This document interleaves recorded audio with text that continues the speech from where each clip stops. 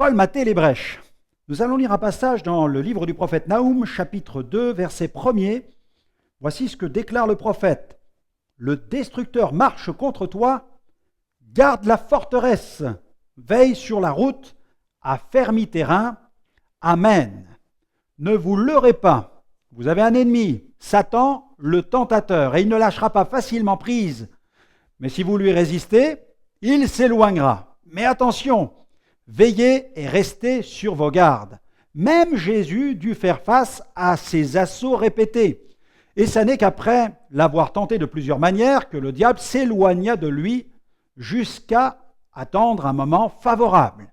Vous devez limiter au maximum ces moments favorables qui peuvent vous rendre vulnérables. Comment ?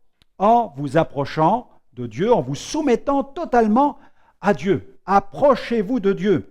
C'est ce que déclare l'apôtre Jacques dans le chapitre 4, versets 8 à 10. Approchez-vous de Dieu, il s'approchera de vous.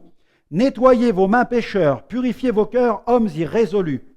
Sentez votre misère, soyez dans le deuil et dans les larmes, que votre rire se change en deuil et votre joie en tristesse. Humiliez-vous devant le Seigneur et il vous élèvera. Amen. Imaginez une digue qui comporterait une partie fragile et où les vagues ne cesseraient de venir se fracasser. Peu à peu, des fissures ne manqueraient pas d'apparaître et si rien n'est fait pour colmater les brèches, la digue finirait par se rompre.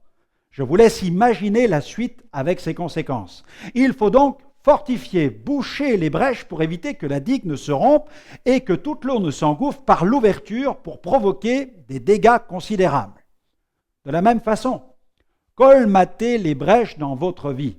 Si vous voulez vivre une libération totale, vous devez anticiper la contre-attaque du tentateur.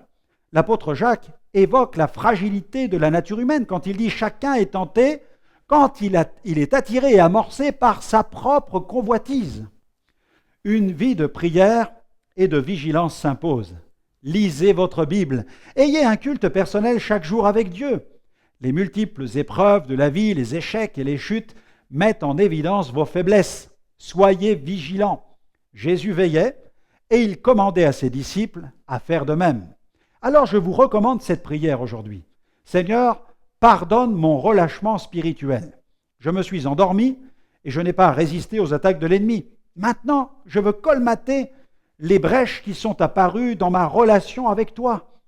Ô Dieu, crée en moi un cœur pur, renouvelle en moi un esprit bien disposé, afin que je me réveille de mon sommeil spirituel et que je mette en fuite le tentateur. Au nom de Jésus.